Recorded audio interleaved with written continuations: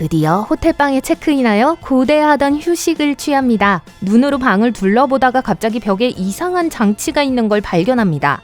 열 수 있지만 그 뒤에는 아무것도 없고 벽만 있어요.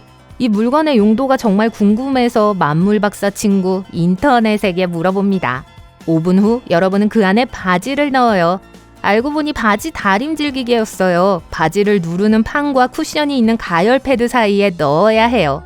기계를 닫고 스위치를 켜요. 온도가 보통 60도까지 올라가고 기다리는 게임이 시작돼요. 이 방법으로 주름을 없애는 데는 15분에서 45분 정도가 걸려요. 겨우 바지 한 벌에 말이죠.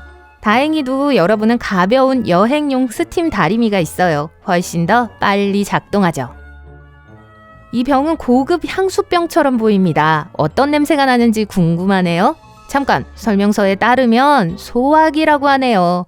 우와, 투척형 소화기예요. 비상시 바닥에 던지는 거라고 하네요. 예쁜 용기가 깨지면서 액체가 사방으로 퍼져 작은 불을 끄는 거죠. 설명서에는 탈출로를 만들거나 병을 열어 가장 소중한 물건에 부어 보호하는 데 사용할 수도 있다고 나와 있습니다.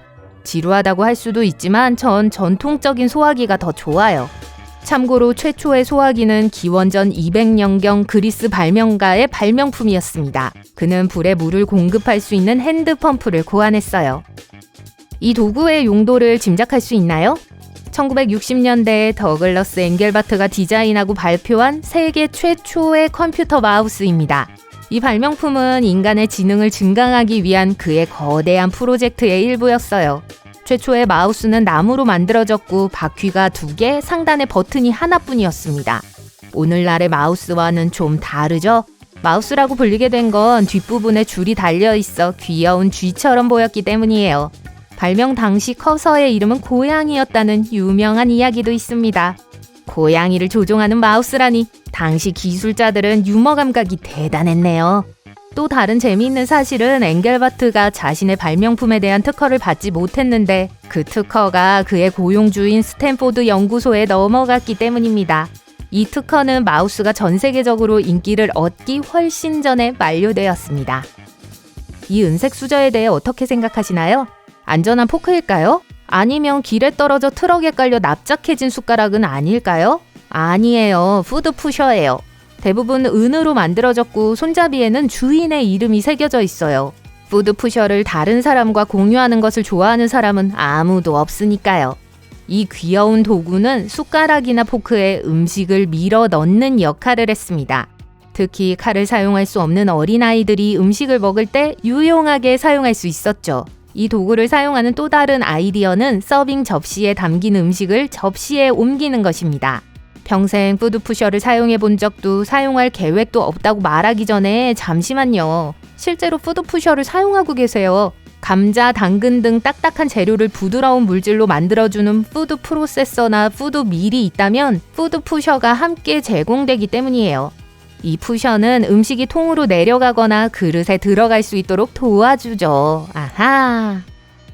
20세기 초 런던의 부유한 지역에 간다면 이 기계를 목격할 수 있을 거예요. 말이 끄는 진공청소기예요. 그다지 화려하진 않지만요. 이것은 엔지니어 휴버트 세실부스의 발명품이었습니다. 그는 먼지를 제거하는 올바른 방법이 이전처럼 먼지를 공기로 끌어올려 집진 봉투에 넣는 것이 아니라 필터를 통해 진공청소기 내부로 가져가는 것임을 증명하기로 했어요.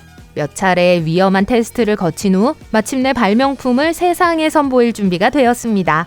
진공청소기는 고객의 집으로 갑니다. 창문으로 긴 호수를 당겨 휘발유 모터를 작동시키면 청소의 마법이 시작되죠. 청소기 한 대에 가정부가 1년 동안 받는 돈만큼의 비용이 들었습니다. 우와, 제 진공청소기가 갑자기 좋아졌어요. 이건 타이타닉의 증기기관처럼 생기지 않았나요? 사실은 1842년에 만들어진 에어컨이에요. 플로리다의 의사였던 존 고리 박사는 병원에서 환자들을 위해 공기를 시원하게 할 방법을 찾고 싶었습니다. 그는 압축기 기술을 이용해 얼음을 만드는 기계를 만들었어요. 그의 큰 목표는 자신의 발명품이 가정과 도시 전체의 온도를 조절하는 데 널리 사용되는 것이었습니다. 안타깝게도 그는 세상을 떠났고 몇 년 후 다른 사람들이 그의 꿈을 실현시켰으며 이제 우리는 클릭 한 번으로 에어컨을 작동시킬 수 있어요. 18세기 프랑스 왕실에서 열린 파티에 초대받았다고 상상해보세요. 선물로 무엇을 가져갈까요? 화려한 보석이나 희귀한 책일까요? 전설에 따르면 최초의 스테이플러는 프랑스 왕 루이 15세를 위한 선물로 만들어졌다고 합니다.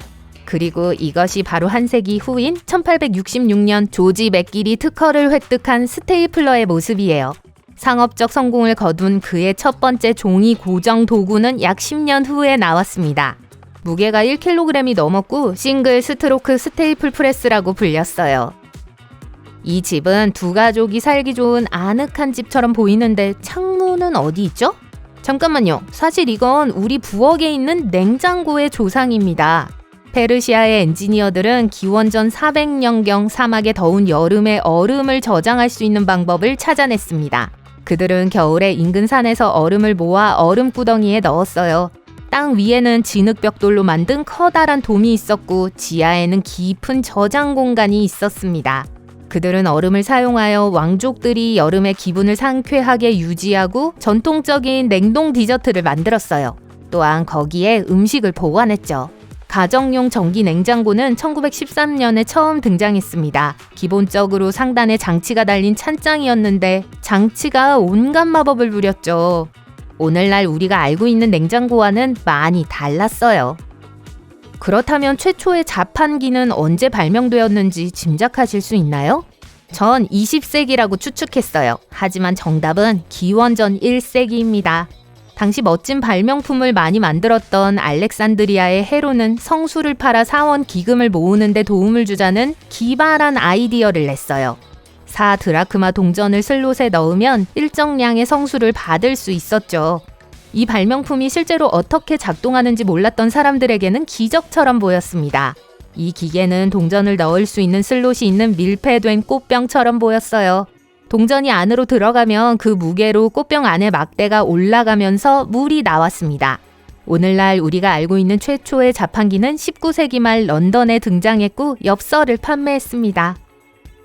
이 물건은 한 자리 수씩 숫자를 돌리는 구식 전화기처럼 생겼어요. 아, 추억이 떠오르네요. 사실 이건 1939년에 나온 리모컨입니다. 라디오 최초의 무선 모델이자 배터리로 작동하는 당시로서는 꽤 혁신적인 제품이었죠. 최초의 TV용 리모컨은 그로부터 약 10년 후에 발명되었습니다. 유선으로 된 이 리모컨은 레이지 본즈라고 불렸어요. 잠재 고객의 기분을 상하게 하는 것이 좋은 마케팅 전략인지는 모르겠네요. 절 게으르다고 부르지 않는 범용 리모컨을 계속 사용해야겠어요.